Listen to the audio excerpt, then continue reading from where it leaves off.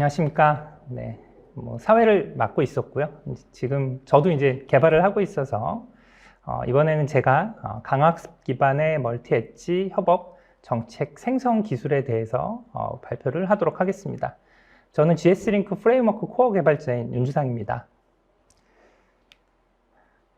이번 발표의 기술적 포지셔닝은 중간에 협업 정책 생성과 관련된 기술입니다.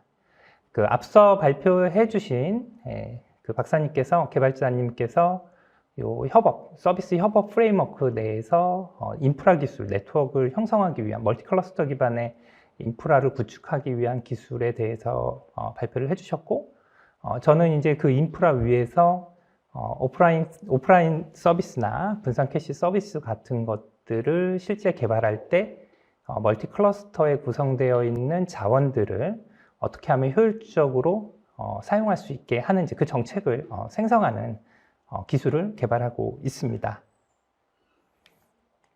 그래서 발표 내용은 강화학습 기반의 지능형 오프로딩 정책 생성 기술에 대해서 먼저 말씀을 드릴 거고요.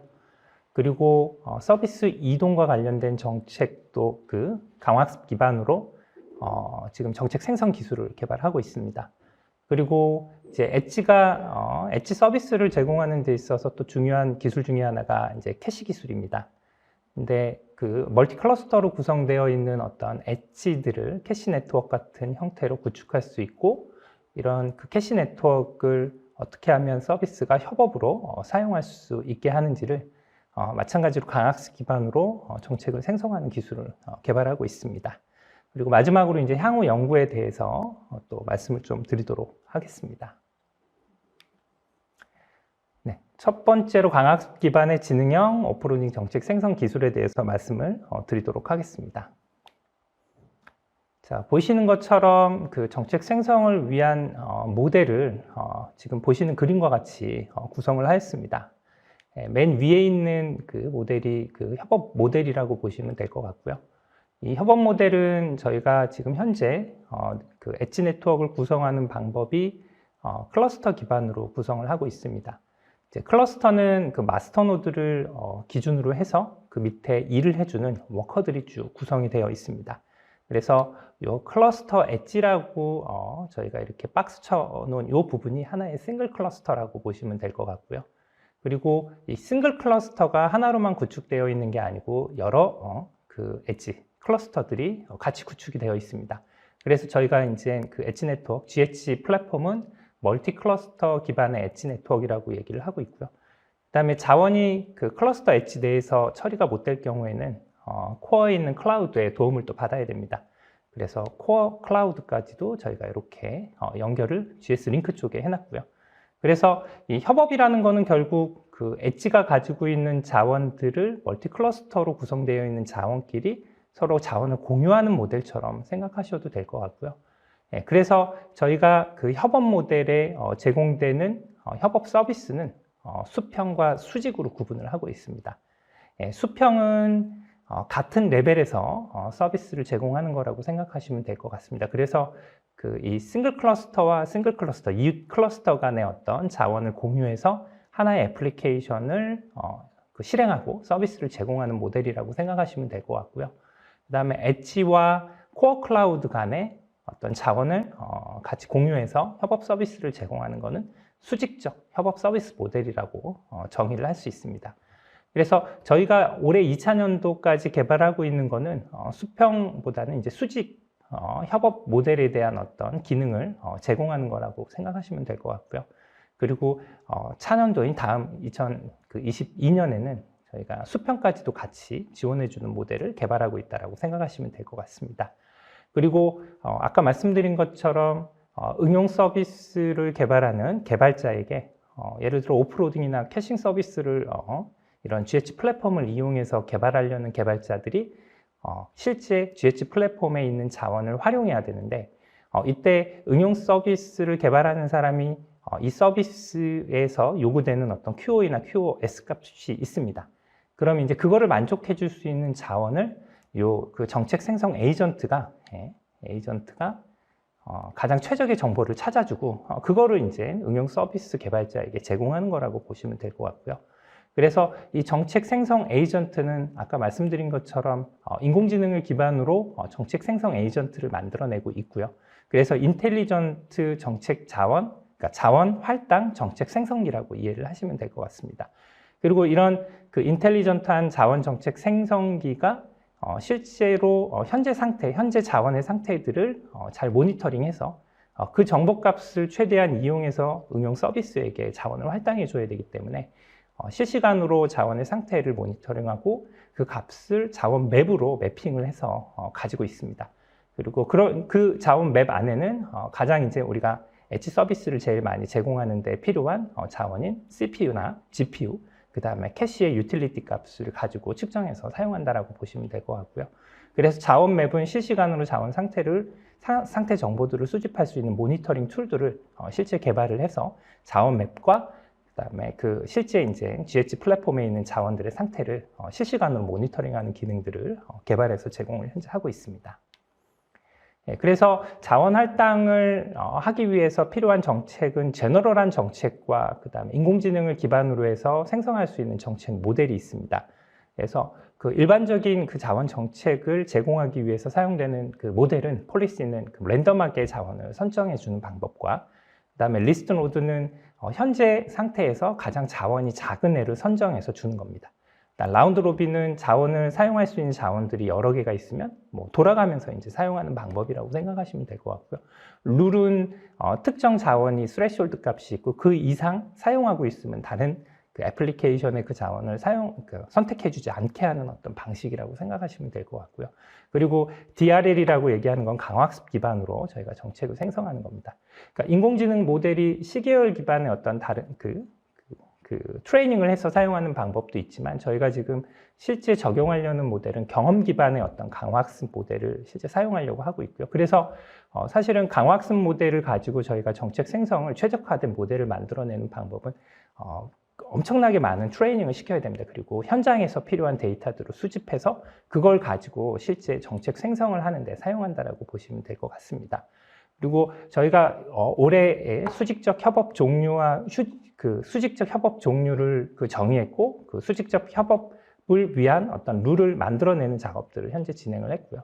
그래서 수직적 협업도 종류가 3가지가 있다라고 보시면 될 것 같습니다. 그래서 하나는 그 클러스터 엣지 하나만을 사용하는 방법이 있고, 그 다음에 그 수직적 협업 방법 중에 클라우드와 그 다음에 엣지가 일부 자원을 공유해서 애플리케이션에 적용해서 사용하는 방법이 있고요.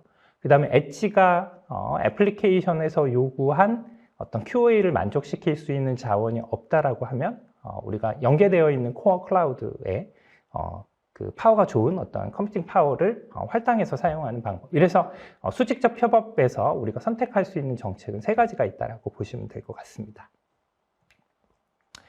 그래서 아까 말씀드린 것처럼 자원 정책을 사실 생성하는 방법은 우리가 자원을 활당하는 방법이라고 생각하셔도 될 것 같습니다.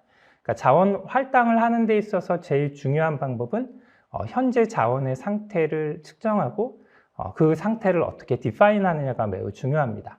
그리고 아까 앞서 말씀드린 것처럼 저희가 자원을 선택하는 선택하는 정책을 만드는 데 있어서 사용되는 강화학습 모델은 실제로 자원의 상태를 강화학습의 어떤 상태 정보로 매핑해주는 작업 같은 것들이 필요합니다. 그래서 우리가 싱글 클러스터 기반으로 구성되어 있는 이 워커들을 실제로 사용하는 이 워커들을 강화학습에서 스테이트로 정의하기 위한 어떤 모델링 작업을 진행을 했고요. 그 모델링을 하는 데 있어서 워커의 현재 자원의 상태를 가지고 현재 스테이트로, 강화학습의 스테이트로 디파인하기 위한 작업들을 진행을 했습니다. 그래서 자원의 상태 모델을 예를 들어 워커가 3개 있다라는 가정을 했을 때 이렇게 모델링이 가능하고요.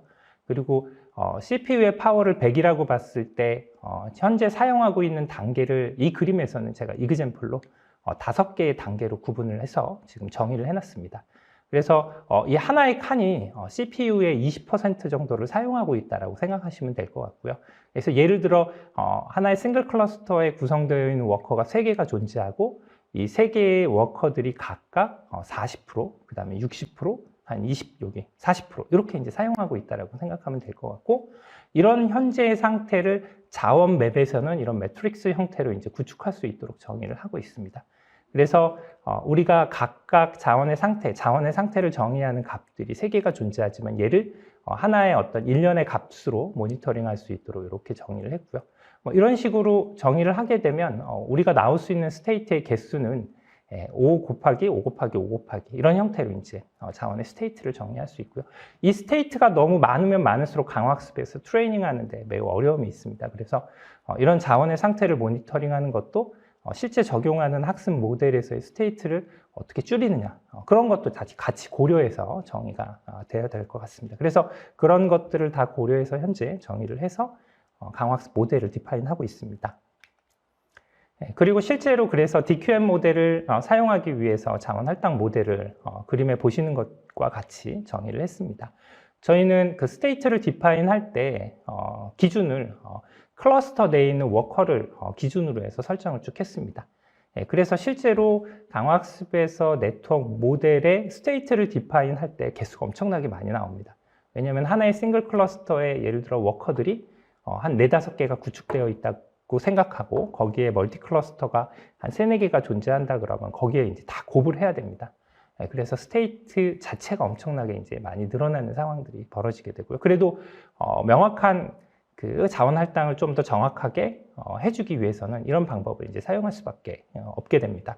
그래서 이렇게 지금 저희가 자원 정책을 생성하기 위한 에이전트를 이 위쪽에다가 이렇게 설정을 했고, 이 에이전트는 실제로 강학습 학습된 모델이라고 생각하시면 될 것 같습니다. 그리고 이 모델은 실제 애플리케이션의 오프로딩 태스크가 들어오는 이 Q를 통해서 요구되는 자원에 대한 정보들을 확인하게 되고, 그러니까 그 요구되는 자원에 대한 정보를 이 에이전트한테 인풋으로 집어넣게 됩니다. 그러면 이 에이전트는 이 태스크가 요구하는 자원 중에 가장 최적으로 현재 상태에서 할당할 수 있는 정보를 찾아주는 거라고 생각하시면 될 것 같고, 그러기 위해서 이 에이전트는 실제 이제 물리적으로 구성되어 있는 클러스터 내부에 있는 워커들의 상태 정보들을 실시간으로 모니터링하고, 현재 들어온 리퀘스트에서 그 현재 상태에서의 어떤 워커들의 상태들이 어떤지를 파악하고 현재 상태에서 제일 좋은 어떤 자원을 찾아주는 그런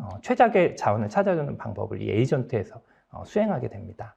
그리고 환경 변수들도 이 스테이트와 자원을 할당해 주기에 필요한 더 다양한 어떤 환경 변수들도 이 안에서 이 에이전트로 들어갈 수 있도록 설계를 하였습니다. 네. 그리고 실제로 이제 지능형 정책 생성을 위한 어떤 에이전트는 아까 말씀드린 그 DRL 심층 강화학습 기반으로 만들어져 있고요. 그리고 심층 강화학습 모델인 DRL 중에 저희가 사용하고 있는 것은 DQM 모델을 현재 사용하고 있습니다. 그리고 우리가 실제 사용할 수 있는 이 모델은 오픈소스로 만들어져 있는 그 DRL의 프레임워크를 좀 착안해서 저희가 만들어내고 있고요. 그리고 이런 API들, 우리가 이 네트워크에 구축되어 있는 자원의 상태 같은 것들을 입력으로 끌어들이기 위한 어떤 모니터링 툴, 이런 것들도 현재 저희가 자체적으로 개발하고 있다고 보시면 될 것 같습니다. 이렇게 모니터링 툴도 개발을 하고 있고요. 그리고 아까 말씀드린 것처럼 제너럴한 폴리시 형태로도 만들어낼 수가 있도록 저희가 이 제너럴 폴리시에 대한 에이전트도 만들고, 그 다음에 이 강학습을 기반으로 해서 정책을 생성하는 모델까지도 같이 고려를 하고 있다고 보시면 될 것 같습니다. 그리고 이 강학습 모델이든 일반 정책 생성기에서 정책이 액션으로 뽑아질 거고, 그 뽑아지는 액션은 이 서비스를 디플로이하는 개발자들에게 현재 가장 최적의 현재 G 엣지 플랫폼 내의 최적의 자원이 어떤 클러스터의 어떤 워커인지에 대한 정보를 제공하는 거라고 보시면 될 것 같습니다. 그리고 요 지금 태스크 제너레이터라고 얘기하는 거는 오프로딩 서비스에 제공되는 태스크의 특성을 인풋으로 이렇게 집어넣는 거라고 생각하시면 될 것 같습니다. 그래서 이런 전체적인 모델들이 전부 다 사실은 심층 강화학습을 기반으로 해서 우리가 트레이닝을 시키기 위한 어떤 네트워크 모델로 정의가 되고 있다고 생각하시면 될 것 같습니다. 그리고 이 밑에 있는 태스크 제너레이터는 저희가 실험을 하기 위해서 임의의 어떤 그 클러스터 엣지에 있는 워커들이 일을 할 수 있도록 임의의 데이터들을 좀 만들어내는 작업들이 좀 필요합니다. 그래서 요 밑에 우리가 백그라운드 트래픽을 만들어내는 것 같은 태스크 제너레이터를 요 밑에 또 추가해서 기능을 정의하고 있다고 보시면 될 것 같습니다. 그래서 정책 생성 에이전트 안의 구조를 조금 살펴보면 저희가 이제 강화학습에서 가장 기본적인 모델은 Q 네트워크가 있고요. 그 Q 네트워크만을 가지고 저희가 그 심층 강화학습 모델을 사용하는 것은 아니고요.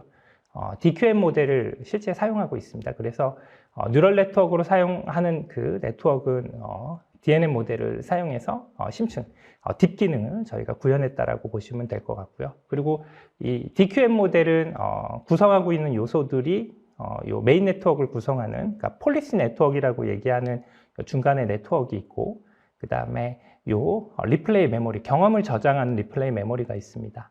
그리고 이 경험을 저장하는 리플레이 메모리는 현재 상태 그리고 그 상태에서의 어떤 그 액션, 그러니까 정책을 결정한 어떤 결정값이라고 보시면 될 것 같고 그 액션의 그 액션으로 인해서 스테이트가 다음 이제 스테이트로 디파인이 되고 그리고 현재 상태에서 결정한 정책이 잘 된 건지 못 된 건지를 정의하기 위한 어떤 그 리워드 펑션 같은 것들이 있습니다. 그러니까 평가하는 게 있다라는 거죠. 그것들을 하나의 쌍으로 묶어서 저장하는 공간이라고 보시면 될 것 같습니다. 그리고 나중에는 이 리플레이 메모리를 이용해서 실제로 우리가 필요한 타겟 네트워크의 어떤 학습을 하는 용도로 사용을 한다라고 보시면 될 것 같고요. 그래서 에이전트는 이런 식으로 지금 현재 구성이 되어 있어서 리워드 펑션도 저희가 디파인을 했고 현재 상태를 수집하기 위한 스테이트 에스티메이터도 같이 정의를 했습니다. 그래서 이렇게 구성을 해서 엣지 네트워크 안에 있는 그 네트워크 상태 그리고 폴리시를 만들어내기 위한 구조 이런 식으로 디파인을 했다라고 구현을 했다라고 보시면 될 것 같습니다. 그리고 이런 트레이닝을 하기 위해서 저희가 만들어 놓은 강화학습 모델을 실제 최적의 모델로 트레이닝하기 위해서는 방법이 두 가지가 있습니다. 시뮬레이터를 이용해서 다양한 경험을 시켜서 그 트레이닝을 시키는 방법이 있고 그다음에 실제 인프라를 구축해서 그 인프라 환경에서 다양한 스토리, 그러니까 태스크를 제너레이팅 할 수 있는 다양한 모델들을 집어넣어서 다양한 오프로딩 서비스를 실제로 구동하도록 저희가 테스트 베드를 만들어서 실시를 해야 되고 그 안에서 생기는 다양한 경험들을 결국 강화학습 모델로 디파인을 해서 트레이닝을 시켜야 됩니다. 그래서 저희가 지금 현재 이거를 트레이닝 시키기 위해서 테스트 베드를 구축했고요. 그래서 테스트 베드는 저희가 지금 K8s를 기반으로 해서 클라우드 엣지를 멀티 클러스터 형태로 지금 2개를 구축을 했습니다. 그리고 이 안에 사용되는 그 오픈소스는 카인드 오픈소스를 이용해서 가상의 그 클러스터를 지금 이렇게 정의를 했고요. 그리고 그 태스크 제너레이터를 통해서 여러 가지의 어떤 특성들을 가지고 있는 서비스 요구사항들을 가지고 있는 그 태스크들을 쭉 제너레이팅을 하면서 실제로 강화학습이 액션을 취하도록 지금 정의를 했고요. 그리고 코어 클라우드는 요 지금 엣지 클러스터를 형성하고 있는 것보다 훨씬 더 좋은 파워풀한 어떤 CPU와 GPU를 가지고 있는 애들 이 코어 클라우드로 디파인을 실제 하드웨어를 했고요. 그 위에 이제 이 엣지 클러스터에 구축된 카인드를 이용해서 하나의 가상의 어떤 클러스터를 형성했습니다. 그래서 태스크가 들어왔을 때 그 태스크를 얘가 현재 상태를 보고 이 에이전트에서 수평적으로 실제 자원을 할당할 수 있도록 또는 엣지 클러스터 하나만 이제 자원을 할당할 수 있는 그런 액션들을 취하도록 했고 다양한 경험들을 계속 트레이닝을 시키고 있다라고 보시면 될 것 같습니다. 그리고 실제로 그래서 리소스 모니터링하는 툴이 멀티 클러스터 기반의 어떤 워커들이 가지고 있는 자원의 상태를 계속 모니터링할 수 있는 기능들이 필요하고 그 모니터링할 수 있는 툴들을 지금 이렇게 구성을 현재 하고 있습니다. 그리고 각각의 클러스터 안에 들어가 있는 워커 단위의 어떤 CPU의 사용률, 그래서 아까 말씀드린 것처럼 유틸리티 값들, 그다음에 캐시의 사용률, 그다음에 워커에 올라가 있는 파드의 정보 이런 것들을 쭉 모니터링할 수 있도록 저희가 리소스 모니터링 툴을 만들었고요. 이 툴은 아까 말씀드린 것처럼 에이전트가 자원의 맵을 실시간으로 업데이트 시키는 데 사용되는 코드라고 보시면 될 것 같습니다. 그리고 서비스 프로바이더가 실제로 내가 어떤 서비스를 디파인 할 거고 내가 어떤 서비스를 실행시킬지에 대해서 요구사항들을 보내게 되고 이 요구사항들을 여기 보이시는 것처럼 정의를 했습니다. 그래서 이 요구사항들이 결국에는 우리 인공지능 정책 생성 에이전트의 인풋 우수로 생각하시면 될 것 같습니다. 그래서 이 인풋 값을 가지고 이 인풋 값에서 요구하는 정보를 실제로 필요한 자원들을 찾아주는 역할을 수행한다라고 생각하시면 될 것 같습니다. 자, 그래서 실제로 서비스가 디플로이가 됐을 때 이 서비스가 실제로 태스크가 워커에서 어느 정도의 자원을 사용하고 있는지를 실제로 모니터링 해야 되고 그 자원을 얼마나 사용하는지를 정의하는 게 매우 중요합니다. 그래서 저희가 지금 POC를 준비하고 있는 것 중에 하나는 다 인공지능 추론 모델들을 정의를 하고 있고요. 그래서 저희가 지금 여기 이런 오브젝트를 디텍션 할 수 있는 학습 모델을 디파인해서 얘가 실제로 워커에서 어느 정도의 어떤 CPU를 사용하는지를 계속 측정해내고 있습니다. 그러면서 저희가 이제 이 태스크나 서비스가 요구하는 요구사항들을 이 요구사항에 맞게 CPU가 얼마나 사용되는지를 측정을 현재 하고 있다고 보시면 될 것 같고요.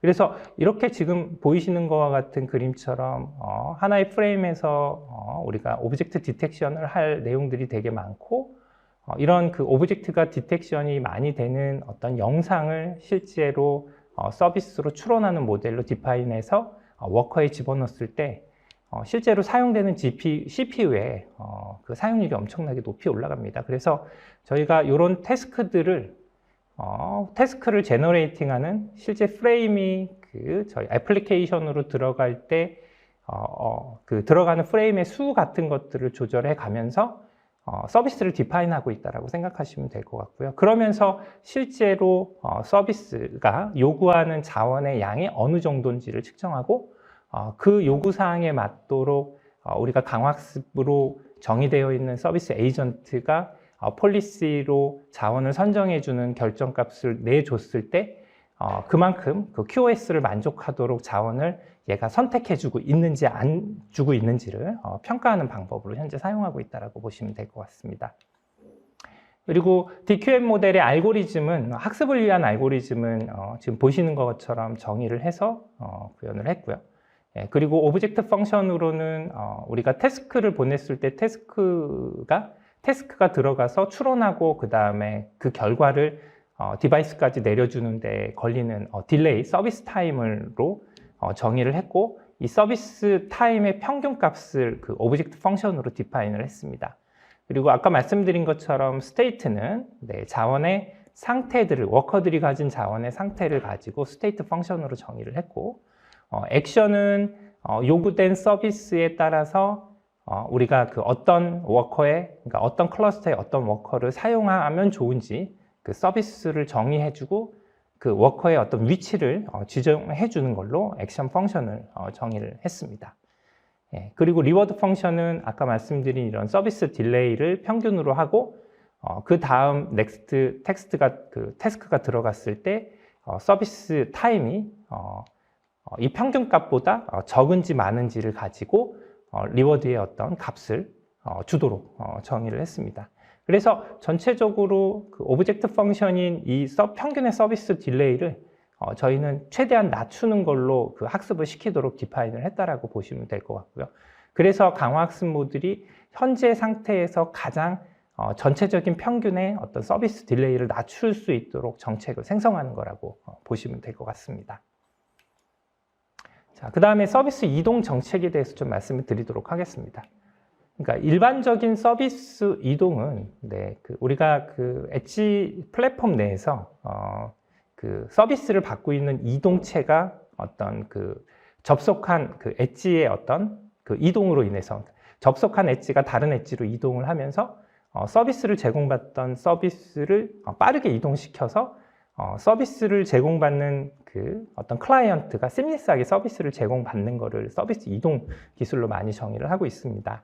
네, 저희 이제 GH 플랫폼 내에서 저희가 지금 정의하고 있는 서비스 이동은 뭐 마찬가지로 앞에서 말씀드린 제너럴한 서비스 이동도 고려를 하고 있지만, 예, 처음에 이제 우리가 디플로이된 서비스를 이 워커가 실제 서비스를 제대로 수행하지 못하고 있을 경우에 얘를 최적의 어떤 QoE를 만족하는 또 다른 클러스터로 이동시키는 기술도 서비스 이동으로 저희가 디파인을 해서 고려를 하고 있습니다. 그래서 얘가 현재 처음에 이 애플리케이션이 이 워커에서 최적의 자원이라고 선택돼서 서비스가 제공이 되고 있다가 우리가 모니터링한 결과 서비스를 제대로 제공하지 못하고 있다라고 판단이 되면 얘를 또 다른 서비스를 잘 제공할 수 있는 자원으로 이동시키는 기술입니다. 예, 그래서 현재 자원, 이 서비스가 잘 되고 있는지를 모니터링할 수 있는 이 기능을 정의했고, 그 다음에 서비스 이동을 트리거링 해주는 모듈을 하나 추가해서 현재 디플로이 되어 있는 서비스 모니터링한 결과 QoE를 위배하고 있는 서비스가 생겼을 경우에 이 SM, 서비스 마이그레이션 트리거링이 또 다른 자원, 최적의 자원을 다시 선택해달라는 요청사항을 보내게 됩니다. 예, 그러면 이제 저 강학습 기반 어떤 정책 생성기나 제너럴 폴리시에서 필요한 정보, 필요한 또 다른 어떤 추가적인 새로운 자원, 정보를 제공하게 되면 자원으로 자동으로 서비스를 마이그레이션 시키는 기능을 현재 정의하고 있습니다. 다음은 협업, 캐시 정책 기술에 대해서 말씀을 좀 드리도록 하겠습니다. 캐시 정책도 아까 오프로딩 서비스와 같은 형태의 어떤 모델을 가지고 있다고 생각하시면 될 것 같고요. CPU를 그냥 캐시로 정의했다라고 생각하시면 될 것 같습니다. 마찬가지로 이것도 협업 정책 에이전트가 지능형 모델로 캐시를 사용할 수 있는 방법을 제공한다라고 생각하시면 될 것 같습니다.